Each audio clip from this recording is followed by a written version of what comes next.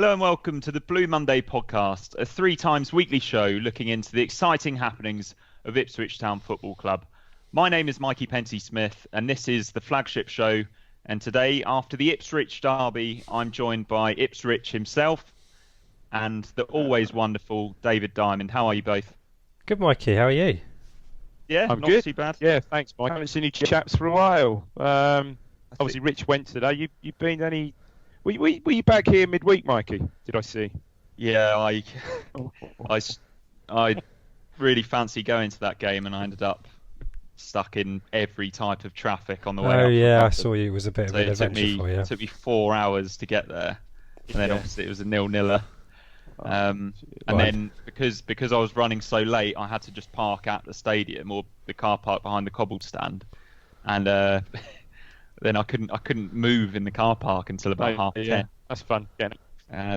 Tell me you didn't drive all the way back. You drove your parents, yeah? No, I did drive all the way back. Yeah. Oh, hardcore. Dedication. I don't. Yeah, I mean, beyond. it was an eye opener. It's the first time I've ever done that after work, and Will you be doing it again? no, I won't be doing it again. I mean, I'll have to try and get an afternoon off work if I'm going to do it again later in the season. But hats off to all the people that do it. I mean, yeah, they do.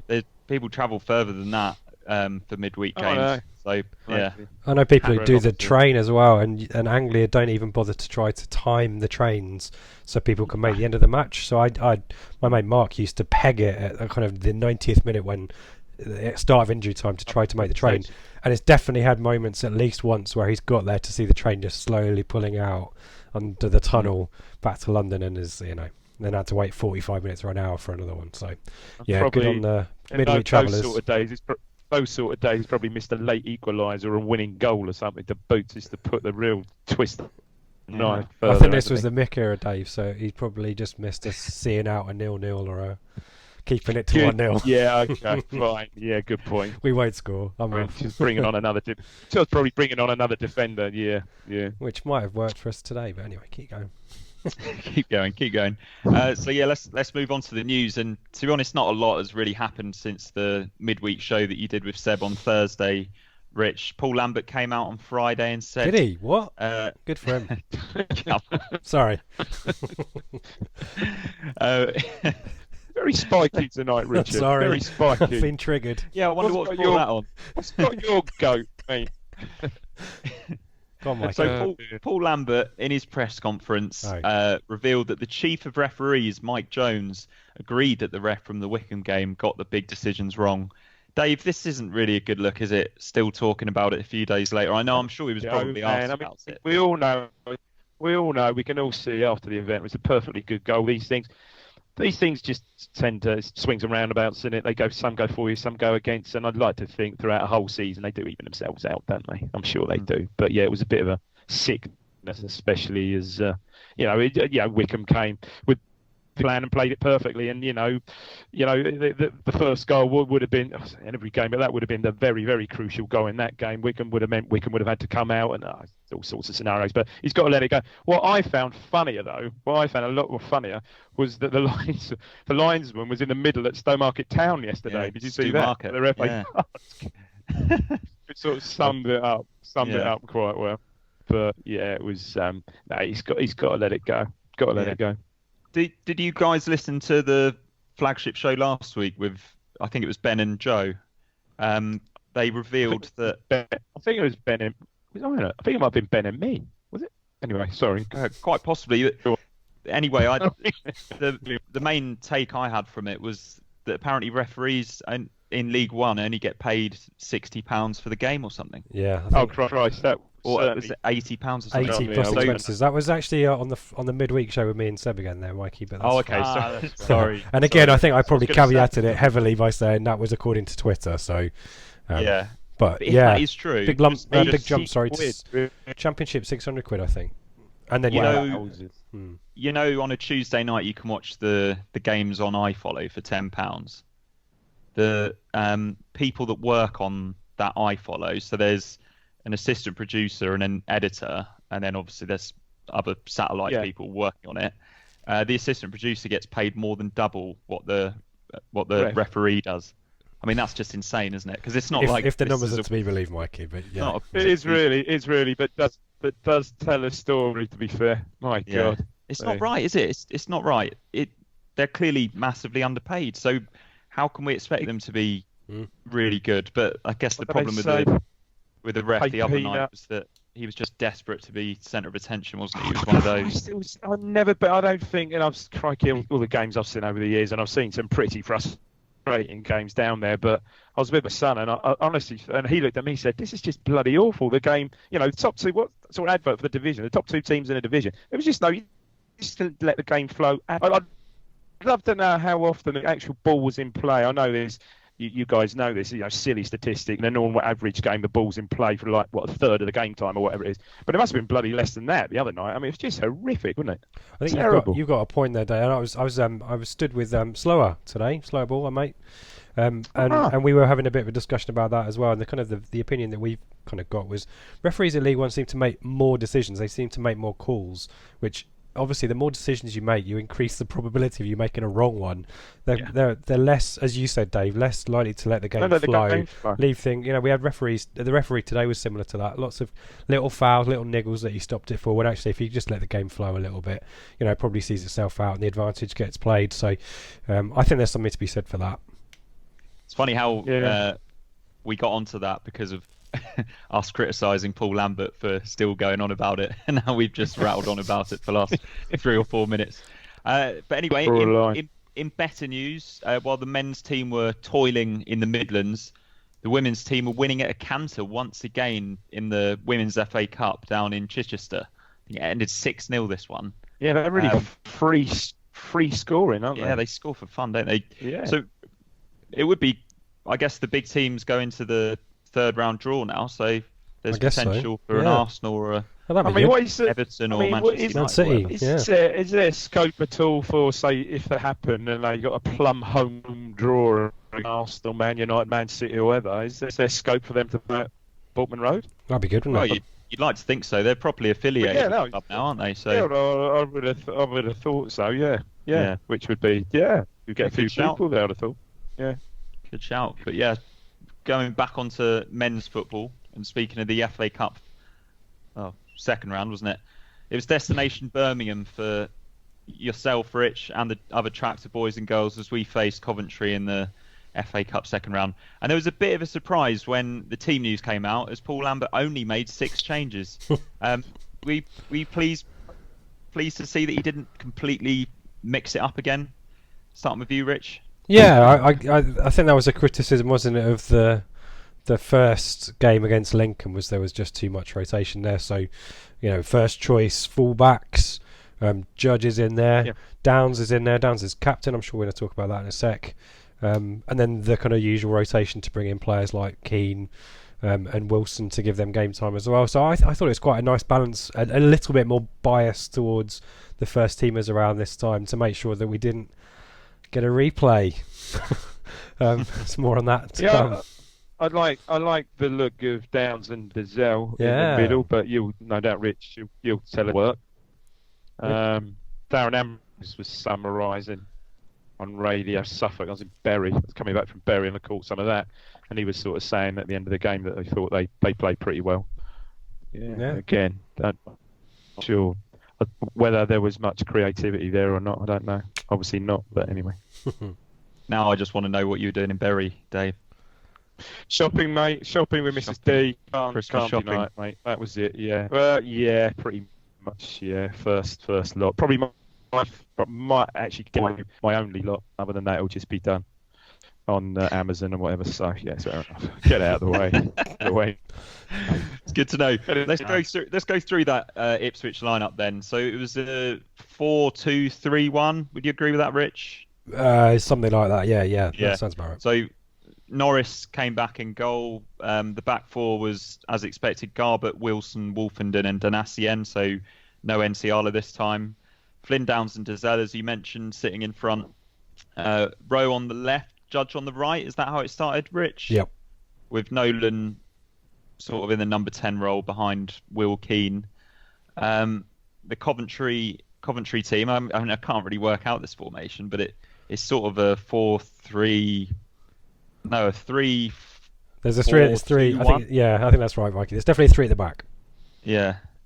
So you're going to correct me when I mispronounce these names, no doubt. And I'm looking forward to it. I'm looking at the picture and I can't actually see what the Coventry goalkeeper's name is. Is it Marosk? Yeah. Or my Marosk. Okay, so I'm not missing letters there. And then the back 3 was Rose, Fazdeen, or McFazdeen. Yeah. Fazdeen. Hyam, not that one. Was the other centre back. McCallum, left wing back. These really aren't that difficult, are they? Walsh and Kelly in the middle. Dabo on the right. Westbrook higher up. Shipley higher up on the left. And then what's the striker called, Rich? Biamu. I've got the long name here. Oh, Max Biamu. BMO.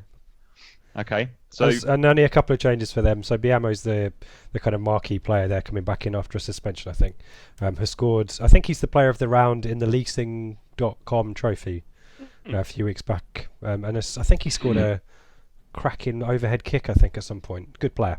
Mind you, wasn't George Roberts player of the month the month before? That is true. Yeah, the bar is not. I'm not pretend the bar's high. Move on from that. So, Rich, what was it like in the away end? Can you sort of explain to those of us that weren't there what the stadium sort of looked like, what the atmosphere was like? Yeah, it's a stadium fully open. Yeah, so it's fully open. There's no, but there's only one stand where there are home fans, which is to the right. I don't know if you guys have done St Andrews before. So you've got effectively this big 30,000 odd stadium where there's only 2 stands with anyone in. The away end is still the away end. It works quite well for the police because there's a separate entrance for that. But it's just soulless. You know, I'm sure yesterday when Birmingham were playing Millwall, it was alive and kicking. And today, you know, there's. It's a good point. Did you not have the notice? I'm sure you can find it. How many fans were there yesterday? How many fans did Birmingham get? What's such going? So I'd expect it about 15,000, something like that. I'm just trying to see if I can use the interweb subtly while I'm. Yeah. But yeah, I mean, there's 2,500, just about 2,500 Coventry fans there today, maybe a bit less, 600 Ipswich Town fans. And to be fair, Coventry have been getting maybe double that on a good day in the in League One. So far this season. So not great, and you know, as someone who lives up here, I kind of have been watching close up how this situation has played out. And you just, I've got massive sympathy for Coventry. I feel really bad for them. You know, there are supporters who have been watching Coventry for their whole life, years under Jimmy Hill when they were in the top flight, and FA Cup final was in '87, was it? I think right the way through. Yeah. And now deciding much went up. Pretty much promoted to the old division with us, I think, or maybe a season before us. I mean, 1967, round about then, and we're up till what, like 30 plus years, you know. And now supporters are kind of. Surely nobody would take the mick out of them for the predicament they're in, would they? No comment, Michael. You hope not. No comment. But you know, and to put it in context, you know, there's people I know who live up here who you know, having seen the club kind of circle the drain and assets stripped for years under Sisu, playing at Northampton, coming back, Rico deal falls apart, potentially goes out of business. Get a bit of a reprieve, end up at St Andrews, trying to sort out a local stadium here, which, you know, is, whatever they do, it's going to spend money, which they haven't got.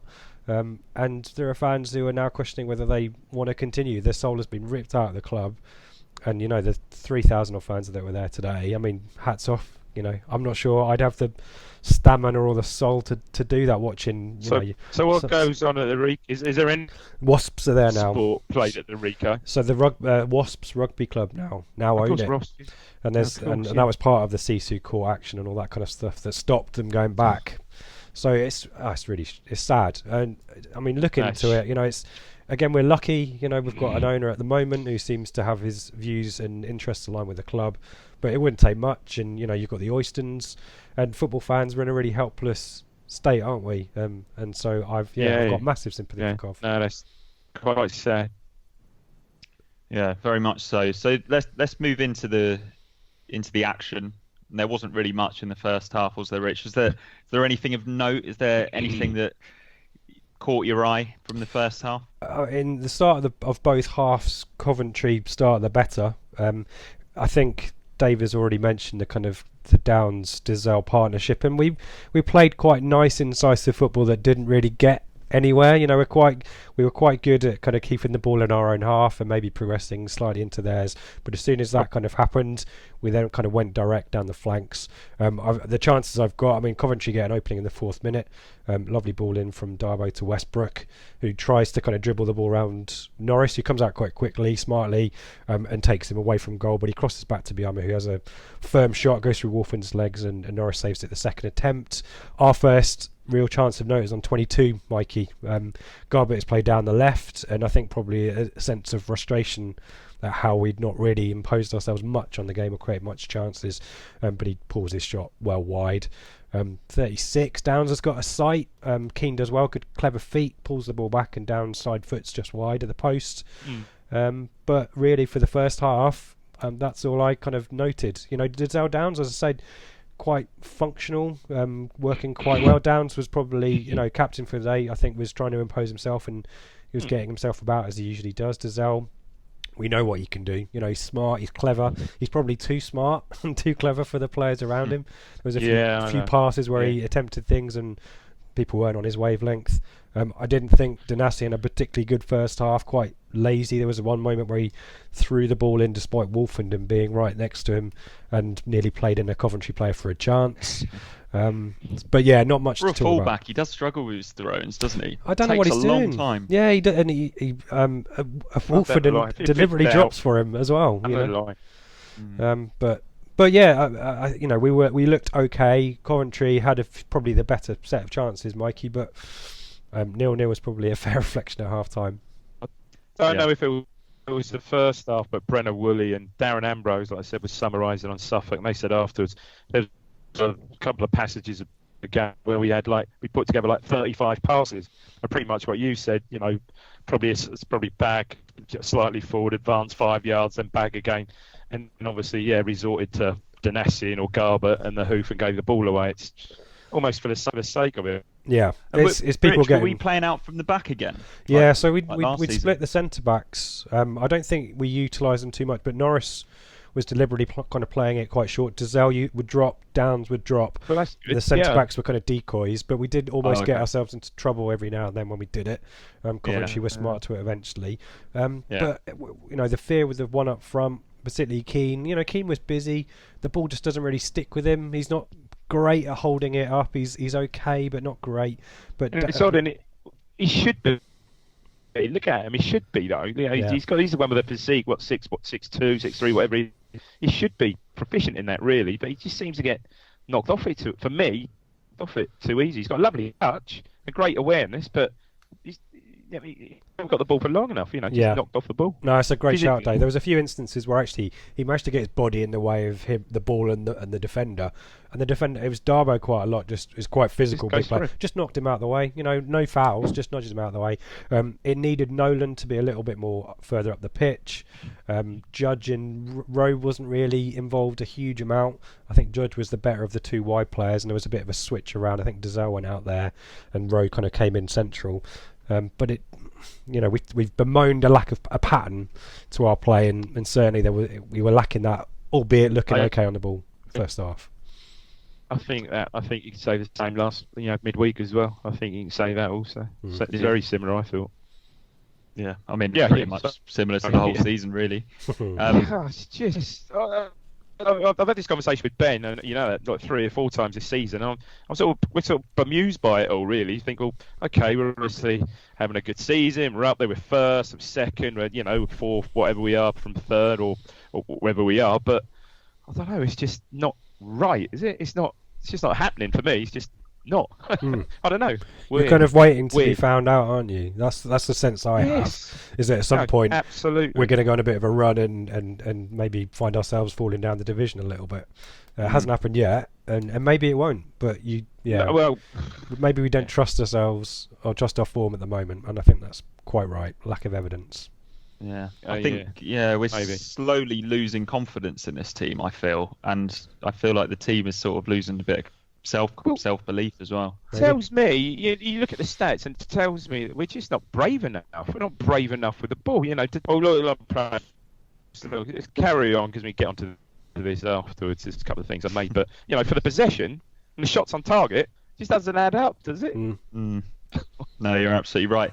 But then we did manage a shot on target straight after 6 minutes into the second half. Do you want to talk us through that goal, Rich? Just quickly, Mikey, we nearly conceded straight from the kickoff.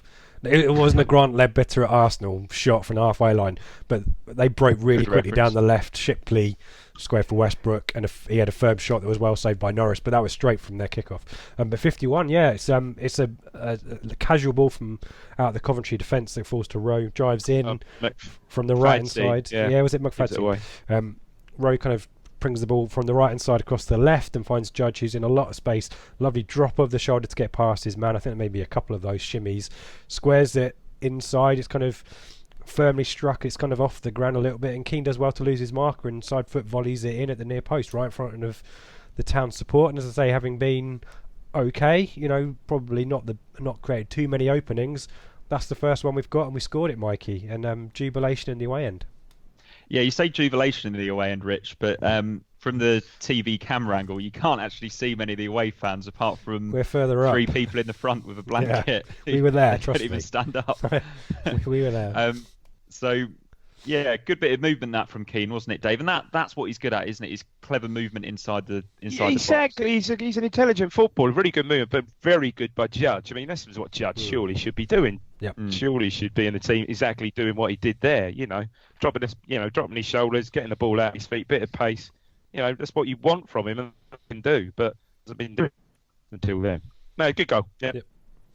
But when we're 1-0 up, we're not very good, are we? And Coventry sort of take a grip on the game, but they didn't seem to be creating too many chances. Kelly had a stuffed effort cleared off the line by Garbett on 66. What was that, Dave? I got in the car from Bury and probably, I think, on 70 minutes, 20 minutes, and all I was hearing was, the ball was being lumped into our box or long throws into our box. So we seemed to be dealing with heading it out, but just heading it out and the ball was just coming back. Yep. There was just no one getting hold of the football at all. Yep. Yeah. Again, Lambert left the subs quite late. Edwards came on for Rowe on 77. Jackson came on for Keane a few minutes later. And by the 87th minute, the Tin Hats are very much on. And it's Wilson's turn to clear one off the line from a Hyam header. We get to the 90th minute unscathed, but the ball goes up and there was 6 minutes. Rich, where was the 6 minutes from? I don't know. I tweeted as much. Yeah. I don't know whether it was 5 or 6, but it. I was joking. I joked on Twitter that it felt no more like there were 4 minutes of stoppages, and that would be telling. But it did feel a bit exaggerated. I'm just trying to. There weren't any. I think there was Norris went down for a bit, a few subs, but. From what I saw of the highlights, we've been sort of walking a bit of a tightrope. Norris looked like was it Hollywood save? It looked like really top corner, sort of pulled one away from Kelly. And from what they described on the radio, the corner came in from McFadden, was like point blank, headed it straight at a free header straight at Norris. So you think, oh, okay, that's 93, 94. We got away with this. There we go. But starting to think about who we're going to get in the third round. And the away support was good at this point. The away support kind of was up, was encouraging as well. I think we've made it, and then seen it. Throw the dice. And they get the throw, so they get a throw wide left, right and halfway, and I think it's their left back who'd been launching these throws in for like the last 20 minutes, hadn't they? Really just dropping them in. And it's a quick throw, and quite. It's not good defending. I think is it Bakayoko, the forward was Bakayoko. Anyway, the ball bounced. The Bakayoko, from what I saw of it, gets between Wolfenden and Wilson and not touch tight. Nods it down quite intelligently, and is it O'Hare coming off the left? Villaloni, I think. Sort of gets control of the ball, and then it's poor defending really, because then it's like forward is down there, go up back, kind of got it under control on the edge of the box. But no one really puts a challenge in. It's a good finish, just as comes across and about to make a challenge. He's got a good head O'Hare, hasn't he? And obviously Norris is unsighted, and it is a good finish. Yeah, certainly. Yeah. It was a good finish, but poor defender, mate. Poor, really. Should have been dealt with earlier. 3 or 4 players around. We weren't tight enough to Bakayoko or the forward. I think I said Bakayoko, the forward. Yeah. It's a really cute finish from O'Hare though, because he's effectively That's a drawn great finish. 3 players across, kind of taking it right, and then finds the bottom left-hand corner. Norris is completely unsighted. No chance. I mean, Norris, from what I saw the highlights and what I heard, seemed like he had a good game, made some good saves. He did come and get a lot of stuff. Quite a few corners he grabbed and crosses he grabbed. Kicking not brilliant, as we'd expect. But yeah, he seemed comfortable and did a bit of good time wasting as well. A bit of gamesmanship, got kind of knocked over and went down for a few minutes, and maybe that was what the referee added on. Yeah, I mean, it cost us in the end, didn't it, in a way? So. But yeah, and it's just it's just a result that we just. No, well, all right. We're still in. Let's say the result we didn't want. We're still in the cup, but Christ, we didn't want. It's funny, isn't it? It's back-to-back cup games where the result that you least want to happens because of a late goal. Yeah, it's just crazy, isn't it? I mean, you've got to think that we'd be favourites because we're at home, albeit it's the opposite effect for Lincoln. I think the problem I've got here, guys, is plum draw. We might.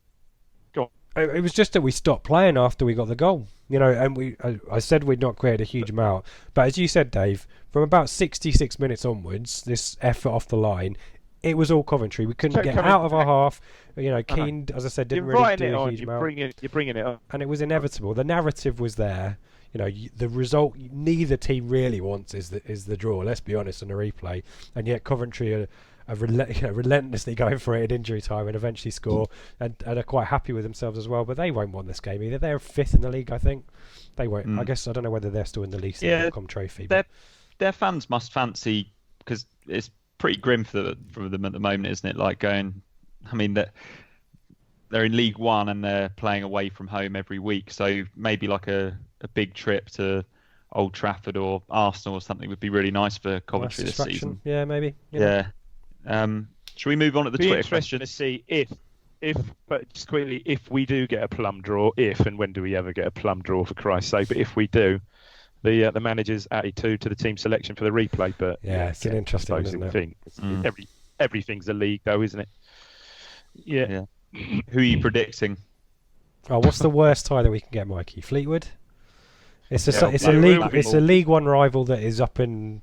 Miles away. Plymouth. I don't know if Plymouth are still in it, or it'll be Norwich away.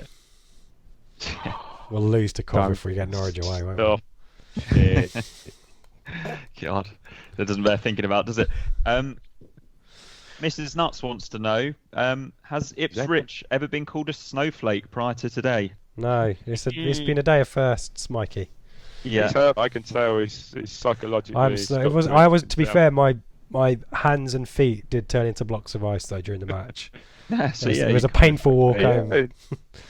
You were icy. Mullet. I just noticed you've got a nice romantic candle in the background, Mikey. Is that a real? It's a legit candle, isn't it? That's very atmospheric. For those of you not watching the video, Mikey's got a lovely little candle in the background there. Is it a scented one, Mikey? A bit lavender, is it? It is, yeah. And nice. I'm a bit hungover today, so the scented candle's very much needed in the living room. Nice. I'm afraid I won't go into that. That's a new hangover cure for me, that is, scented candles. Keep going, sorry.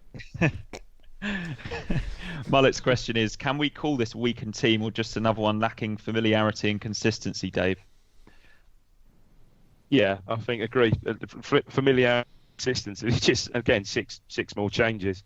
All right, it wasn't the wholesale, but 6 small changes. Look, I like Downs and Dizelle in the middle, and I personally think that with Dizelle, I think I said it, I put it out earlier, that he's almost got to say to him, look, it's 3 games. I'm going to start you the next 3 games. However the games go for you, I'm going to start you the next 3 games, and just give the lad a chance to prove himself. Do you play him on Wednesday, Dave? Dizelle? Yeah, of course. Why not? Yeah. Yeah, I don't think Downs will play though. Yeah. No. It might be Emmy Hughes in there again. Certainly Downs. Think Hughes will probably come back in. Yeah. Maybe Can you play Norwood? Yeah, we could play Norwood, can't we? My issue now, and I don't know whether this is going to come up with the questions, Mikey, so I won't go too much into this, is actually the first team players are the ones who are starting to get a bit rusty. Yeah. Lacking in match fitness as well. So we need to throw them in. But it seems like Lambert, the penny sort of dropped a little bit this time, because they were involved. I mean, Chambers and Skews weren't there, were they? That was a strong side today. Yeah, it was. It was a strong side, wasn't it? I mean, he wasn't throwing anyone. No disrespect, like El Mazzuni or some of the other, or Dobra or Hughes or some of the other, academy. Yeah, that's probably the type of team that we would like to see play in the FA Cup, isn't it? Against, I mean, if we play against one of the big boys, you obviously want them to put our best team out, but it was sort of a blend between. There was a bit of rotation, getting players fit, but also giving some of the first teams a chance in the cup as well, which is good. The issue sorry, Mikey, the issue for me quickly that kind of this game exposed was, Dynastian's our first choice right back now, and I'm fine that he plays today. If his form drops, I just don't know what we do. There's a few moments where him and Wolfenden swapped positions. Dynastian seemed to end up on the left hand side of the pitch, and Wolfenden moved out there to cover for him at right back. And to me, I'd quite like to see Wolfenden play maybe. Yeah, well, that's good. Good you say that. Glory Days Artwork did ask that question. He said, with all these games coming up, Dynastian isn't going to play them all. Who do you think will be our other choice at right back? So do you think it will be Wolfenden, or is that just what you're hoping? I mean, you lose something with Wolfenden he's a good centre back. He was good today. He's one of the better players today. He can bring it out. Yeah, he can. I mean, that's why he's good at right back as well. But he needs a rest and a bit of a to be rotated out as well. I'd want him to play in the league away at Cov again on Saturday. Yeah. So I wouldn't want him playing on Wednesday. So what does Edwards go back out there? Maybe it is suddenly a troublesome position potentially. Some link the other day to, and was it the ADT is throwing it out there about Grant Ward? Yeah, and we talked about it on the midweek show as well. I mean, are you too okay? I don't know. I'm not totally for it, Dave. Is that a backward step, maybe? Yeah, that's what I think. But if he can play there, I mean, he's never proven it as a right back, and but I think Klug preferred him as a right wing back if we play a 3. And that's the only way I'd see him working at the moment. We I mean, this 4-4-2 seems to work. Vincent Young is just, you just couldn't make it up with Vincent Young, could you? You could not make it up. It's the rite of passage for Ipswich Town players, isn't it? Any player, any single player out of that team, just yeah. Anyway, have we missed anyone else? Really. It's Edwards, Wolfen, and Chambers. I guess could play there. Dylan Crow's injured, I think. So he deliberately didn't go there.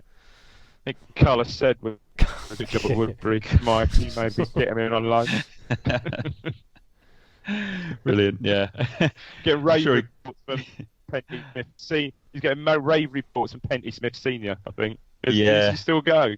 Yeah, he does. Yeah, he loves it. Brilliant. Yeah, he has started going to watch Ipswich a bit more again this season, but he's still a ultra at Knockharts Park.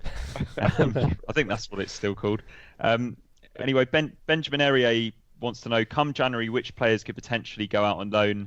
He hopes it's not Nsiala because apparently he's promised him a shirt if he passes his university exams, which is nice. So I think we might have an answer for this in a couple of weeks' time, because if we go out of the EFL Trophy and then we go out of the FA Cup, then you can maybe send out Il Mazzuni and Dobra, perhaps. That's a good shout. Maybe League Two. What do you reckon? Yeah, hopefully. No, absolutely right, I think. Yeah. That's a good anyone shout. Else? Oh, more like loans. I wouldn't expect Roberts to stick around. Yeah, perhaps he's due another trip out. It was again another thing that came up. Did I read this today about Lambert made a passing comment about Bart in January? Did you see that? Yeah, and it suggested that Norris might not be here in January either. So I'd expect us to, if Bart's going anywhere, surely it's to be sold, isn't it? For something like 750k or something, isn't it? Yeah. No, I mean, I think going his early part of the season, certainly his first half of the season he's had with Millwall, I think his stock has gone up again, hasn't it? I think he's I know a Millwall fan who said, he's playing really well. Yeah, it's good to see him sort of back to where he was a couple of years ago, because I did wonder whether he'd managed to recapture that form. But no, it's good. Perhaps he needed it. Yeah. And that money, it would be good to get the money in January, wouldn't it? Yeah. Quite handy. Yeah.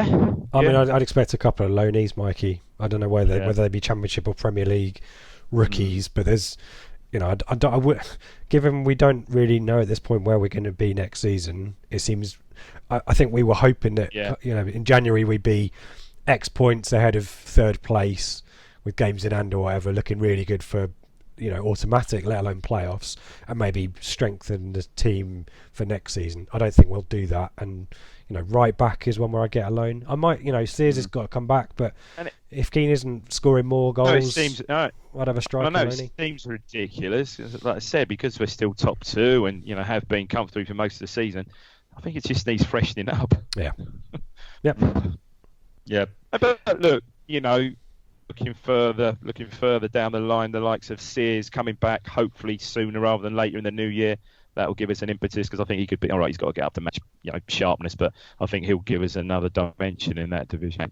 Well, the guy that seems to have gone totally under the radar, and I haven't heard anybody mention for ages, is Teddy Bishop. What the hell's going on? Me and Slow were talking about him today. We know that Lancaster's probably out for the rest of the season, but no one's heard any more about Bishop. No one said anything. I thought that was supposed to be a couple of months, wasn't it, when that happened? But well, hopefully he's all right. If you're listening, Teddy, be good to see you back soon. Of course he's listening. Him and Paul Cooper. Soon, mate. I'd say he's one of the least likely Ipswich players to ever switch on Blue Monday, but never know. You never know. Because Paul Lambert definitely listens, doesn't he? Do you reckon? Yeah, okay. Absolutely. And Paul Cooper listens. Rich, did you find that out? Now we're best mates. Yeah, Coops. We're golf mates. Coops now, as I call him. Yeah. Listen, you didn't start throwing chewing gum at him, did you? What do you mean? Is that something from the back in the day? Is that? You don't know this. So he was used to chew gum furiously throughout the game. At the game time at Ipswich. And back in the day, mate, it'd be running to the, do the warm up, whatever, then running back into the Churchman's goal, raining chewing gum, mate. Double mint, I think. Oh, Ipswich folklore, mate. Oh, for a little bit before my time, I'm afraid. Which I told him when I met him that his playing time was a little bit before my time. I'm not sure that enamoured me. I'm not sure that was a good way to start the conversation. Sure, call him an old git. Yeah, okay. Yeah. Sorry, mate. Yeah. Yeah, or complain about the greens or something. You polished my clubs, mate? No, I haven't. No. I didn't realise that. Christ, those greens are ropey. Mike Onslow's question is, he said, I know it was a cup game, but my question from last week still stands. When will we actually step up and beat one of the good teams in League One? One shot on target in 2 games is not good enough. I mean, he's not wrong, is he? He's not wrong. When's it going to happen? When's the next? We've got Wickham again. Well, Portsmouth are on a bit of a upward curve, aren't they? That'll be tough. Wickham on New Year's Day, obviously, as well. Yeah. So we've got that over that Christmas. We've got, is it Portsmouth, Gillingham, Boxing Day? Is it Gillingham at home, Boxing Day? Then Lincoln away. Then Portsmouth. Then Wickham. Then Wickham. Wow. Beat Gillingham and lose or draw the others. So it's a fair point, Mikey. Yeah, and the annoying thing is we've been banging on about it for bloody weeks now, haven't we? And Mike's obviously asked questions about it as well. I don't know what maybe it'll click. I think that's what we're all hoping for. As much as we're all bemoaning kind of the lack of pattern of play and performances, maybe at some point it'll click and we'll not start sticking 3 past teams week on week. But we just don't look like it, mate. No, we just do not look like it at the moment. We don't.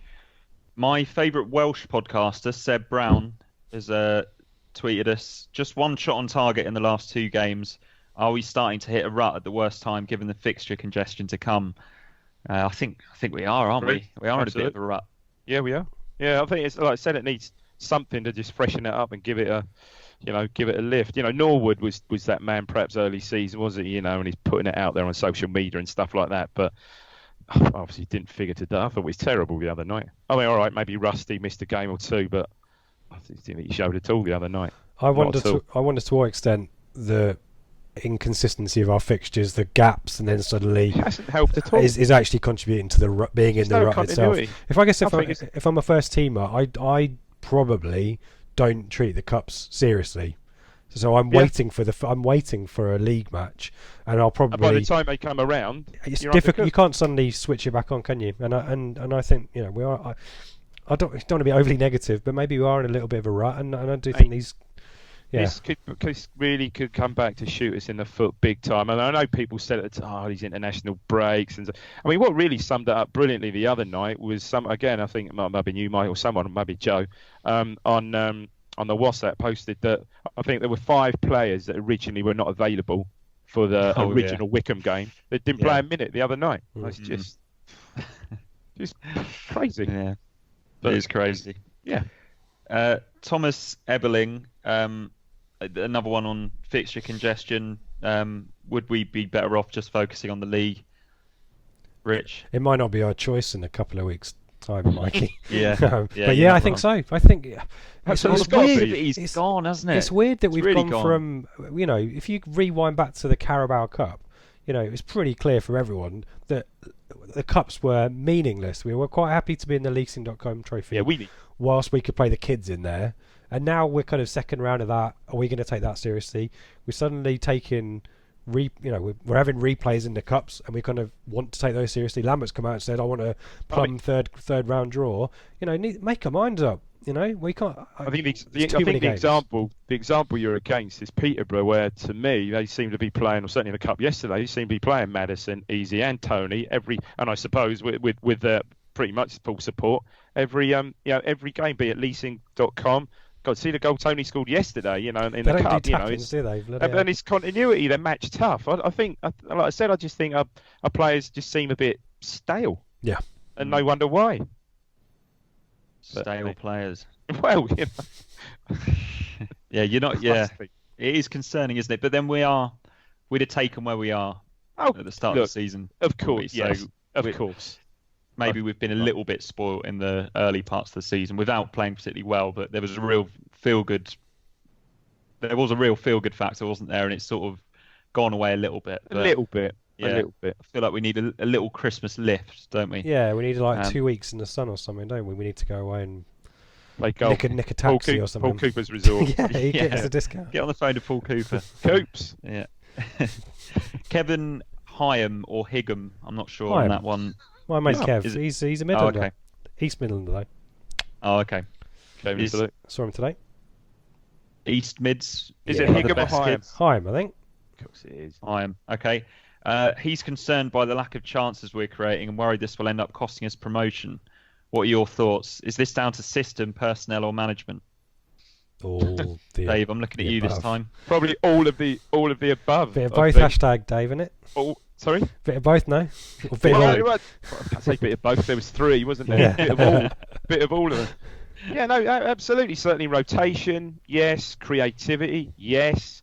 And just not being, like I said earlier, just not being brave enough. Just being brave enough with the ball, As Ben always used that, saying break, someone to break the lines with the ball. We just haven't. I think apparently they would, again, didn't see it, but summarising today, they said Downs did that really well a couple of times today. Really carried the ball, but I didn't see any of that the other night at all. We were just happy to, in possession, just play the comfortable, easy ball. Some of these players have got to take responsibility, and yeah, like I said, and Dizelle, to my mind, he is the player that can deliver that pass, that killer pass.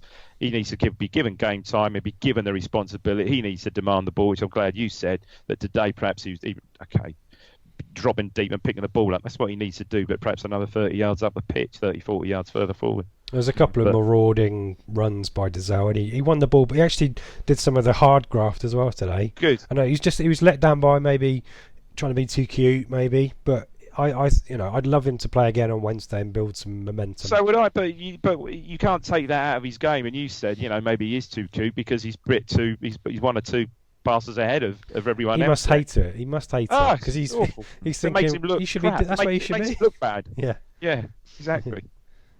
But look, we'll see. Yeah, he's the type of player that you think you could probably drop him in the Premier League and he'd look really good, wouldn't he? Oh, he would. Decent team. Yeah. Yeah, because technically he's brilliant. Yep. Yeah.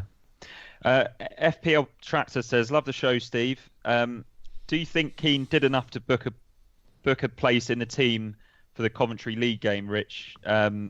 He thinks so, and he thinks that him and Jackson could combine well in a 2.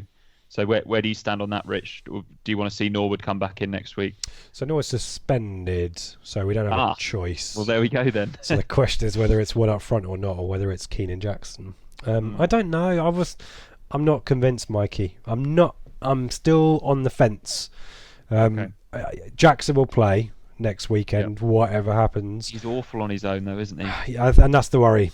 But I just don't know whether that's a partnership or not. Maybe it is. Maybe we'll do 4-4-F in 2, and it will be. Yeah, I think that's probably the most likely scenario. Yeah, it's two strikers that can't play with their back to goal, really, isn't it? That's the problem. And I don't see it being a partnership either. And it will be 4-4-F in 2, and those two, because we have no choice. I mean, what else are we going to do? And that's the least worst scenario. We talked about the one up front. Yeah. Matt Makin's question: do we have the right wide players fit in order to persevere with a lone striker, or do we need to stick with 2 up front until the likes of Sears and Lancaster return from injury? We talked about that quite a bit, haven't we, over the last few weeks? Rich just said it, I think. Yeah. It's a shame Giorgio hasn't really turned out to be all that. Well, he said, I quite like Rowe, and I was keen for Rowe to get a chance. And the difference sort of was almost with that Judge goal today. So Rowe got the ball in some quite decent areas against Wickham, but just didn't deliver. Just sort of Daly tried to drop his shoulder, and the defender didn't buy it. And he almost sort of, when the defender didn't buy it, it was almost, he just didn't have a plan B. So, I'd like to see perhaps Judge given a chance out there and, did what he did today, absolutely. Try and get to the fullback, dominate the fullback, get to the fullback and be direct. But that's what I think we have been missing. Let's tell you what, it's about urgency. We're missing that urgency in our players. It all seems very laboured and very, predictable. Yeah, 100%. I think Judge is starting to play himself back into I hope so. starting contention for the first team. You'll be head and shoulders above anything in that division, really. Yeah. Seriously. I couldn't believe he got brought on so late the other night against Wickham. That does my head in. That's beginning to do my head in that. I don't get it. I just don't get it at all. But, yeah. James Chase has got a good question for us. He says, at the risk of sounding entitled, and I don't think he does, today felt like every 1-0 away win this season, except we finally got what we deserved. What happens to us at 1-0 and why? He says it's annoying when we clearly have enough quality to take control of games at 1-0. Heck, even score a second once in a while. I mean, it's the $1 million question at the moment, isn't it? Is why can't we just dominate a game when we take the lead? It should. I mean, it's not easy to do, but you think that at some point we'd be able to do it. I can't get it. I can't understand that. Surely you go 1 up. That's got to give you confidence and just get hold of it, and then to go on and get grab the game by the scruff of the neck. But we don't. We tend to sit back and we concede territory, concede possession, and we let the team just. I think we let the opposition just gain confidence just by possession in quite good areas as well, and we just seem to sit back. Instead of really someone getting a foot on the ball and dominating the game. I've seen that so often this season. I don't know. I was looking through, when it happened today, and it was totally inevitable, by the way. And it was like, yep, there it is. There's the goal that I was expecting. It just took too long, annoyingly. I'd rather, anyway. Yeah. 10 minutes. You can't really do much about it at that point. But I wonder. I was looking through the team and thinking, well, number one, the popular conspiracy theory is. This is the hangover from Hurst and McCarthy and negative safety first football, but hardly any of these players were in the team under Mick, so that doesn't work. And Hurst wasn't around, so you can't really blame, apart from dismantling the team and selling players, you can't really blame Hurst for our style of play. I still wonder, we've talked about it, getting our heads round out that losing mentality to start the season so well, but I do wonder whether we've got something and we'll hold on to it, rather than maybe expose ourselves and be caught off and lose the game. And that I think was maybe a symptom of last season, because we never got our noses in front, did we? And it's like, oh man, we're in front, great, right, sit back, hold it, and worst case scenario we get a draw. Now we're in a league where we're expected, and we should be, taking the game to teams, and I don't know whether you can just turn that switch. Judge is the kind of player, Nolan's the kind of player to do that. Both of those featured heavily for us last season when we were being beaten 1-0 or drawing 1-1 and throwing things away like that, and that must play with your head a little bit. But tactically, I don't know whether Taylor or Lambert was like, right, shut up shop. I guess we don't know that either. No. Yeah, I wonder whether it's partly the tendency, because we're quite good on the counter attack, aren't we? So naturally we do try and soak up pressure, but we just stopped attacking though, Mikey. We haven't even really been doing that. We soaked up the pressure and didn't break. We just kept chucking the ball away. One shot on target in 2 games. It's not good enough, is it? It's not. And like, well, today I'd put it down. 59% possession, 60%. Yeah. Of which most is in a half. I mean, we've already answered this one over and over, even in this show. Peter Carr says only 2 wins in the last 6 league games and 3 in the last 10 in all competitions. Should we be concerned? We are concerned, aren't we? It's nice to be concerned now, right, by the way, when we've got a transfer window coming up and we're second. Yeah, good point. And we've got a chance to... maybe it's a kick up the arse that we need. Maybe a bit of complacency from all concerned, including Lambert, and maybe a little bit of a kick up the arse is what we need. Yep. Agreed. Yeah. Bit of a change of direction here. Jeff Steve 2005 asks, would you rather win the EFL trophy or have an away draw in the FA Cup against one of the big boys? I think we'd all take winning the EFL trophy with me. I think Wembley. So. Yeah. How about win the league, win the EFL trophy and knock Norwich out in the 3rd round and then have a day out at Everton away or something? Yeah, that'd work. Yeah, I'll take that. That'd work. I'll take Everton away. That's on my long list of 92, by the way. I need to do that. I need to do that one as well. Yeah. And a completely different question now.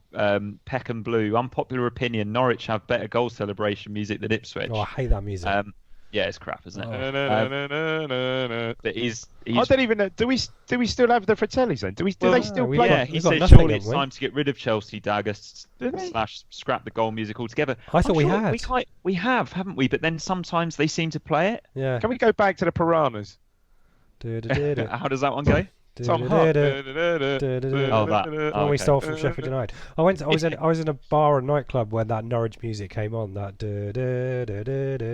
I had to leave. I had to get out of there.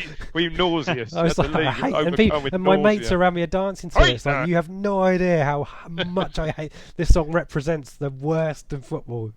Yeah, I think we should look at some of the darts PDC walk-on music and adopt some of that. I don't know. Peter Wright, maybe. Pitbull or whatever it is. So you like goal music then, Dave? You don't mind it? I'm not bothered either way. You're not bothered? As long as... I suppose it... Yeah, when you hear it, you're happy, aren't you? So, exactly. It'd be nice to hear to score some goals, Mikey, to have a debate. Yeah. That's why perhaps they are playing the goal music, but just haven't heard much of it lately. That's what it is. Shall we play your stats right, guys? Let's. Oh. Yeah, and thanks everyone. Really good Twitter questions this week, weren't they? Yeah. It's a big contribution to the show, those questions, so please do keep them coming in. This week's Play Your Stats Right. Obviously, I work for Premier League Production, so I thought I'd do a Premier League based one because I was heavily criticised by you for the last one I did, Rich, with height. And I got a couple criticism. of them wrong. Oh, did it heightism? Did it get into heightism? Did it? It wasn't like that. No, it was just you thought that I was pulling players out at random. There was a sequencing issue there. I think that was all. Constructive criticism, Mikey. Feedback is good. Feedback. We grow together. So this is Premier League appearances, but only for Ipswich. Okay. So Boncho Gwenchev played 61 times in the Premier League for Ipswich. So I'll start with you, Rick. That is. Pardon? That's impressive.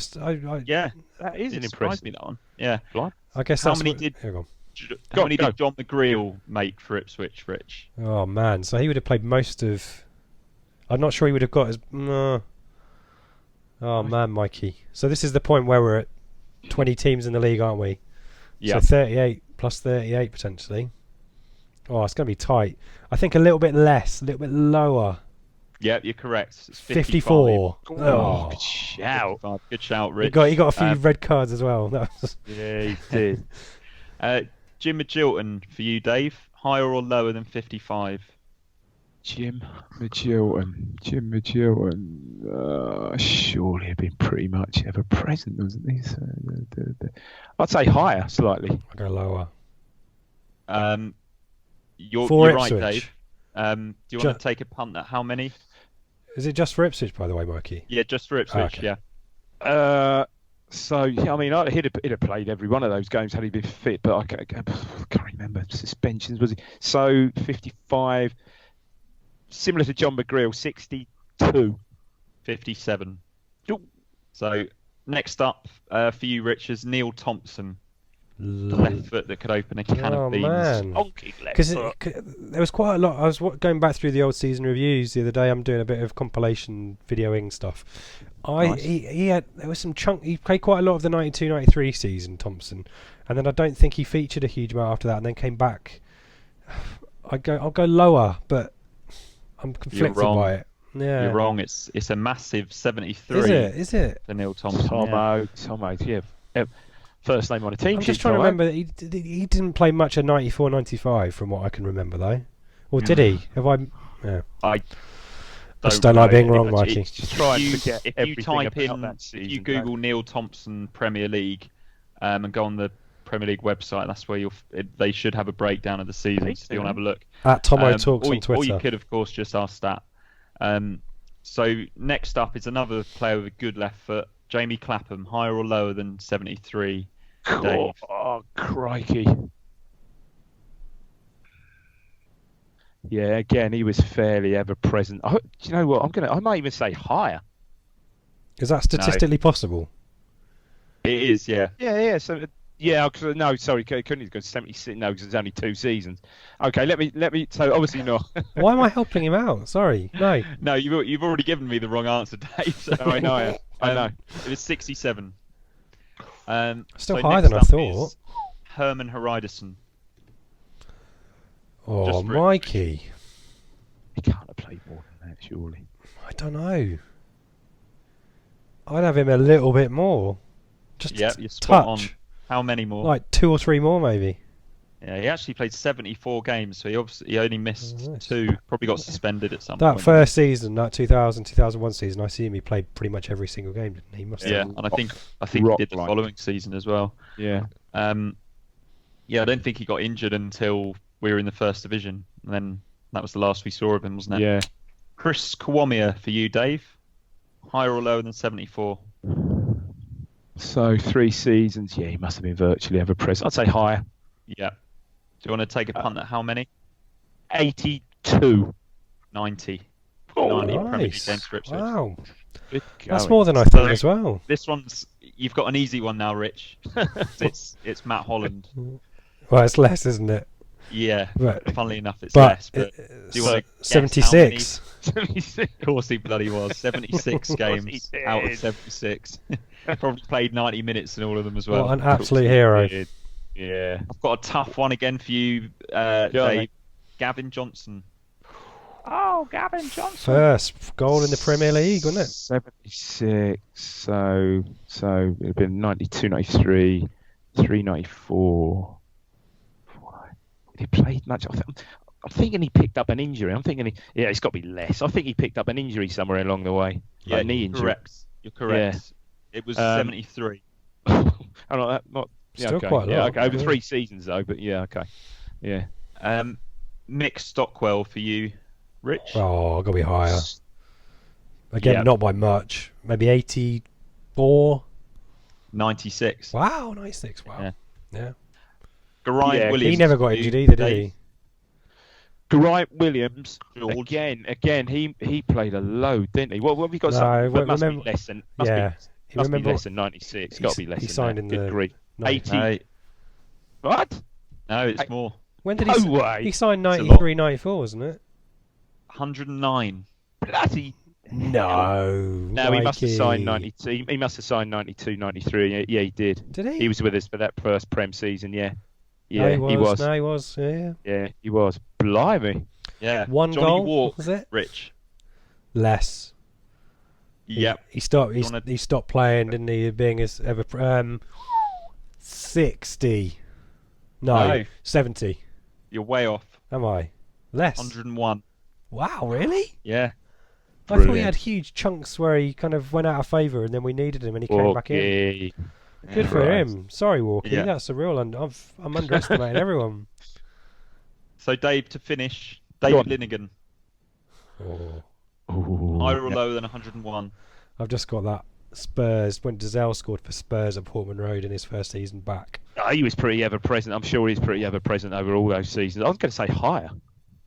Yeah, you're right. Captain. 112. Yeah, I think he's the highest appearance maker for Ipswich in the Premier League. David, that is a question. Yeah. I couldn't even question that no one would. it. That is a brilliant question. He looks like Colin Bell. I've always thought he looks like Colin Bell, the Man City legend. But yeah, maybe with a bit more blonde flowing hair. Yeah, good shout. Yeah, Nijinsky. I just call it. He's called Colin Bell. Yeah, Linegan's got conflicting memories for me, Mikey. I remember it fondly from the promotion season, and he was kind of part of that really, really slow back forward the 94-95 season that should have been disbanded. Was he in the 9-0 game at I think Old he Trafford? was. Yeah, I think he was. Yeah, front and centre. Yeah, he was. Yeah. Was that up to scratch, Rich? That was brilliant. I love that. As I say, I've just been looking through it, looking for goals from goal scorers of that era. I won't give too much away, but yeah, that's a good. I don't know whether there's definitely the kind of sentimentalness with football, isn't there? But that kind of 90s, early 90s Premier League era when it started for me. I've got when football started. When football began, Mikey. When football started. Yeah, that was good times, wasn't it? Over commercialised now. Yeah. I blame Premier League productions. Come on. Have you watched the first ever Sky Sports football advert? Yes. With Johnny Walker. Alive and kicking. Walking, trotting out. Yeah. Brilliant, that, isn't it? There's a really great thing where there's a guy going up for a header in really slow motion, isn't it? And all the logos flash up. Yeah, I put that up on my Twitter page at the start of every season. That was classic. Okay. What was the first live game? Do we know? Can we remember that? You guys must. I think it was. Was it Forest? Yeah, it was Forest, and Teddy Sheringham scored an absolute thunder bastard. Yeah, it was Forest Liverpool. I think Liverpool had the green kit. I seem to remember. Yeah. Green away. Sorry, Ben's not here, so can you share that again? I will. Yeah, I will. Tomorrow.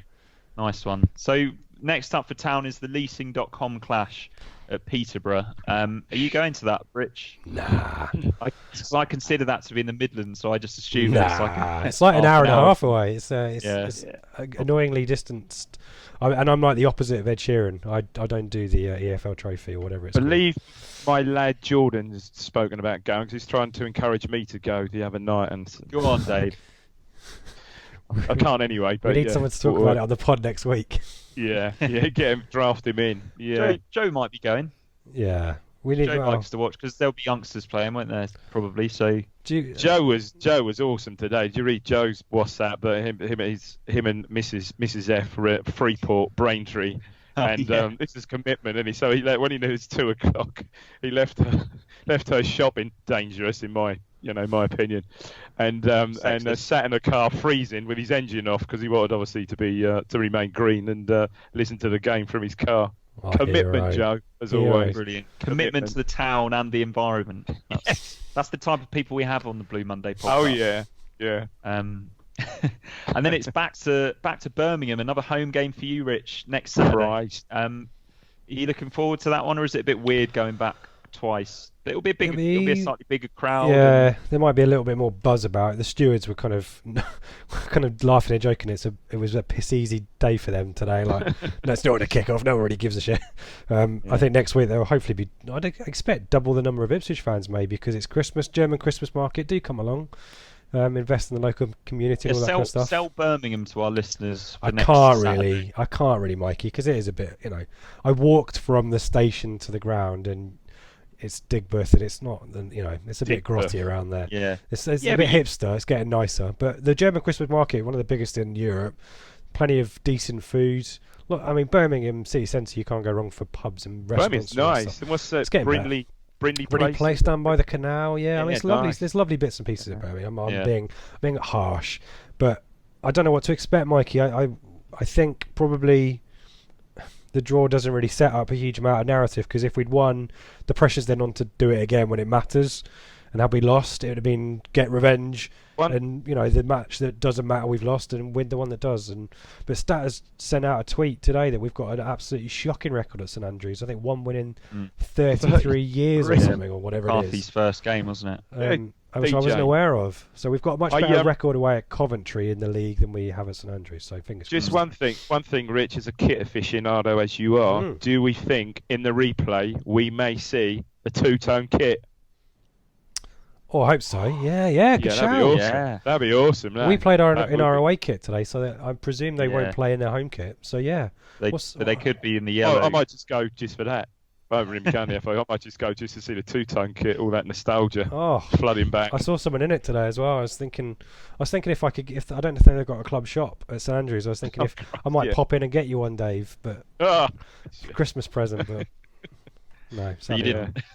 But you didn't. Clearly, we was giving the game away. I don't think they've got a shop there, and I was freezing freaking cold, so I wasn't going to. Sure, they haven't. So, Rich, you sort of alluded to a video that you're making. Where will we see that when it is ready? I'm not rushing you along. No, it takes time. I mean, what I might do is do a load of them and then release them over a court rather than do them and send them out as I do. We'll stick on the Blue Monday channel, so on our YouTube channel, and I'll tweet it as well. Yeah. But I thought I did a our mate Fims75 on Twitter loves Steve Whitten, so I kind of jokingly mocked up the old match of the day goal of the month montage and picked kind of 5 or 6 of Steve Whitten's better goals for Ipswich, and I'm going to do the same from that kind of early Premier League era that we talked about. Nice. So the first one I've got lined up and is in the can pretty much is Ian Marshall. I need to do one for Chris Kiwomya. I'm thinking about doing one for Alex Matthew. Mason's got quite a lot in the first division, hasn't he? I was thinking about that, but I definitely need to do Pablo. Another one has said free kicks as well. That kicked off last week, so I probably don't want to go too big because I might get in trouble with the YouTube police. But we'll definitely put something up and rekindle some more memories. Wonderful stuff. So at Ipsrich is your Twitter handle as well. Ipsrich at Blue Monday FTC. We'll put it up there as well. Yep. Yeah. Be nice. And Dave, usual question for you. Have you got the? No, that's not the question. Come on, what do we always ask you at this stage of the flagship? I don't know. What do you? I can't. I haven't been on for so long. I can't remember. What do you normally ask me? Is there any this week in ITFC history pods in the offing? Well, this is the problem because there isn't because of the home midweek games and the clash there. So I think what needs to happen is when there is a quiet week, which let's face it now is not going to be probably this side of Christmas, but we'll be able constantly talking to Stats. Stats always got stuff ready to go with it, within a day's notice or so. So it really needs a week without a midweek game, and then we can put something out. But look, we'll probably record one and just have it there and put it out at some point anyway. We need to get Stat on a flagship show, really, don't we? In the next few weeks, he's going to be rusty, busy. like Stat's Luke Chambers. Rusty, stale. He's been stale Stat. I think he's been busy, as have I, with bloody builders and workmen in the house and dust. Is the kitchen extension now done at Diamond Towers? Pretty much, mate. Oh, you're happy with it? Walk us through. Pick the computer up. It's not. No. Who lives in a house when it's done, I'll walk you through it. But no, it's not. It's 3 calls away. We have got a functioning kitchen, sort of. Nice. But just in time for Christmas, you hope. Yeah, I hope so. Whoa. Yeah, it's painful. So I spoke to Stat about the dust it creates the other day, and Stat reckon his body now consists of 98% dust. It is freaking everywhere. MDF. Everywhere, mate. It is a shocker. But anyway, over the worst, hopefully. Yeah. So I'm going to be really random now, and I'm going to give a shout out to my mum and the Suffolk Pop Chorus, who had a big performance in the Corn Exchange today. I'm sure it was brilliant. And I'm sorry that I didn't come up for it, Mum. And I know that you watched me play football a lot when I was a kid, but The least he could have done, Rick. Wow. The least he could have done. What a shocking time. Can't believe it, that mate. is. I Can't believe it. Is that the candle? All those to hours social shivering on the solidarity? touchline. What were they called? Suffolk what? Pop. Suffolk Pop Chorus. They got tour dates? Are they any more shows? No, but they will be performing at Latitude, as it's pronounced, next year. Wow. Latitude. Main stage. Not headlining. I don't. Radiohead. Suffolk Pop. Yeah. What's the so, vibe? Yeah, What's the kind of vibe they're putting out, Mikey? sort of chilled out Drum and bass shit, entertainers. yeah? Yeah. Yeah, there's a bit of Take That, The Killers. Nice. They Acapella. like Elbow. They like that A bit of Throw Those Elbow. Curtains Wide song. Yeah. Yeah. That's a big one for them. That's a big power ballad of theirs. Any last Fantastic. words from you two? Any last words? I'll hand over to you guys. Mikey, you usually end the show when you're on, don't you? Yeah, Mikey, you end the show. I've got Okay, nothing all more right to then. say. Be careful what you wish for.